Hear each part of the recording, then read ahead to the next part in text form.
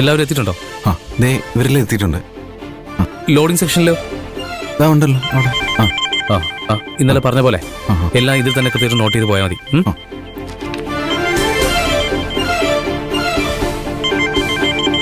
പാറു വിളിക്കുന്നുണ്ടല്ലോ. ഈശ്വര, പ്രിയനെ അവൾ തടഞ്ഞെന്ന് പറയാനായിരിക്കണേ.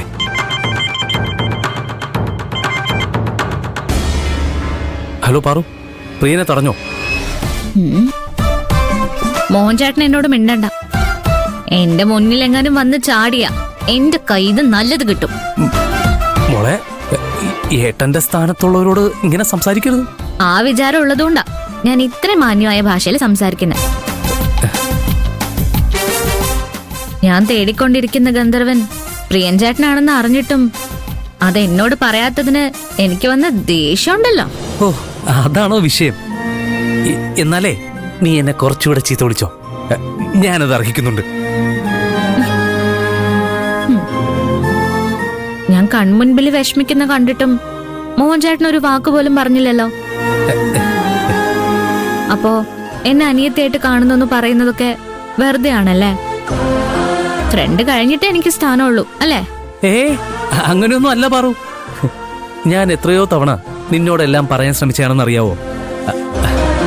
പ്രിയന എപ്പോഴും എന്നെ തടയാറുള്ളത്. ആ ഭ്രാന്തം പറയണത് ഞാൻ കേൾക്കാൻ പാടില്ലായിരുന്നു. ഞാൻ ഭ്രാന്തനാണല്ലേ? നിന്നെ നേരിട്ട് കാണുമ്പോ ഞാൻ കണക്ക് തീർക്കുന്നുണ്ട്. മിസ്റ്റർ ഗന്ധർവൻ, ഞാൻ പറഞ്ഞതുപോലെ എന്റെ അനിയത്തി എല്ലാ സത്യങ്ങളും കണ്ടുപിടിച്ച് നിന്റെ നാടകം പൊളിച്ചില്ലേ? എന്തായാലും നിങ്ങൾ ഒരുമിച്ചല്ലോ, എനിക്ക് സന്തോഷമായി. അല്ല, ഇതിന് എപ്പോഴാ ചെലവ് തരാൻ പോകുന്നത് അത് പറ. നമുക്ക് സെറ്റ് ചെയ്യാം. മോഹൻചേട്ടൻ ജയന്റെ ചേച്ചിയെ സൗന്ദര്യം കൂട്ടിക്കൊണ്ട് ഞാൻ പറയുന്നൊരു സ്ഥലത്ത് വരെ വരണം. ഗന്ധർവൻ ആരാണെന്ന് ഞാൻ കണ്ടുപിടിച്ചു എന്ന് അവരോട് പ്രത്യേകം പറയണം. അതിനെന്തിനാ നേരിട്ട് വരുന്നത്? അവരിവിടെ തന്നെ ഉണ്ടല്ലോ. ഞാൻ ഫോൺ കൊടുക്കാം. പ്രിയനാണ് ഗന്ധർവനെന്ന് നീ നേരിട്ട് പറഞ്ഞു. അങ്ങനെ പറയുന്നതിൽ എന്താ ഒരു രസം? ഞാൻ എന്തുമാത്രം പാടുപെട്ടിട്ടാ ഗന്ധർവൻ ആരാണെന്ന് കണ്ടുപിടിച്ചത്. അവര് കുറച്ചു നേരം സസ്പെൻസ് കാരണം ടെൻഷൻ അനുഭവിക്കട്ടെ. ശരി. പ്രിയൻചേട്ടനാണ് ഗന്ധർവൻ അറിയുമ്പോ അവര് ഞെട്ടുന്നത് എനിക്കൊന്ന് കാണണം. ശരി, ഗന്ധർവൻ ആരാണെന്നുള്ളത് സസ്പെൻസ് ആയി തന്നെ ഇരിക്കട്ടെ. ഞാൻ അവരെ വിളിച്ചോണ്ട് വരാം. ശരി മോഹൻചേട്ടാ.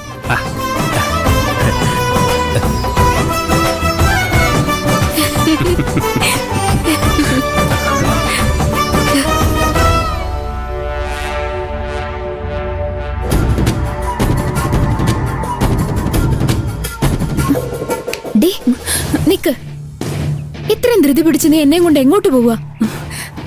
പാറു എന്നെ വിളിച്ചിരുന്നു. അവള് ഗന്ധർവൻ ആരാണെന്ന് കണ്ടുപിടിച്ചെന്ന്. നമ്മളോട് എത്രയും പെട്ടെന്ന് വരാൻ പറഞ്ഞ് റെസ്റ്റോറന്റിന്റെ ലൊക്കേഷൻ അയച്ചു തന്നിട്ടുണ്ട്. അവളെങ്ങനെ ഇത്ര പെട്ടെന്ന് അയാളെ കണ്ടുപിടിച്ചേ? അതൊന്നും അവള് പറഞ്ഞില്ല. എല്ലാം നേരിട്ട് കാണുമ്പോ പറയാന്നാ പറഞ്ഞത്. അവള് വീണ്ടും ആ നന്ദനെ പോലെ ആരുടെയെങ്കിലും കുരുക്കില് പെടുമെന്ന് എന്റെ പേടി. എനിക്കും ആ പേടിയുണ്ട്. ഗന്ധർവന്റെ പേര് പറഞ്ഞ് ആര് വന്നാലും അവള് വിശ്വസിക്കും. ഇങ്ങനെ സംസാരിച്ചു നിന്നിട്ട് കാര്യമില്ല. എത്രയും പെട്ടെന്ന് പോവാം. ഗന്ധർവനെ വിശ്വസിക്കരുതെന്ന് നമുക്ക് അവളെ പറഞ്ഞ് മനസ്സിലാക്കാം. ഗന്ധർവനെ കുറിച്ച് നമ്മൾ എന്ത് പറഞ്ഞാലും അവള് കേക്കില്ല എന്ന് കരുതി നമുക്ക് പോവാതിരിക്കാൻ പറ്റുമോ? ശരിയാ, പോവാം. പോകുന്ന വഴിക്ക് ആയിഷയും കൂട്ടിയിട്ട് പോവാം. അവൾക്കിന്ന് പ്രോജക്ട് സബ്മിഷൻ ഉള്ളതാ. വെറുതെ അവളെ ഇതിലേക്ക് വലിച്ചഴക്കണ്ട. അവളുണ്ടായിരുന്നെങ്കിൽ പാറുവിന് ചീത്ത പറഞ്ഞിട്ടാണെങ്കിലും കാര്യങ്ങൾ പറഞ്ഞ് മനസ്സിലാക്കിപ്പിച്ചേനെ. അതിന് ആയിഷ ഒരു മാസമായിട്ട് കഷ്ടപ്പെട്ടുണ്ടാക്കിയെടുത്ത പ്രോജക്ട് റിസ്കിലാക്കണോ? വേണ്ട, നമുക്ക് പോവാം. പാറു പറഞ്ഞാ കേൾക്കുന്ന ഒരാളെ കിട്ടിയാ പോരെ. അതിന് കൈലാഷ് സാർ ഉണ്ടല്ലോ. ഗന്ധർവനെ കുറിച്ച് എന്തെങ്കിലും വിവരം കിട്ടിയാ അദ്ദേഹത്തെ അറിയിക്കാൻ പറഞ്ഞിരുന്നില്ലേ? അദ്ദേഹത്തെ വിളിച്ച് കാര്യം പറഞ്ഞ ഗന്ധർവനെ കൈയോടെ പോക്കി വേണ്ടത് ചെയ്തോളൂ. ശരി, നമുക്ക് പോകുന്ന വഴിക്ക് കൈലാഷ് സാറിനെ വിളിക്കാം. ശരി, വാ.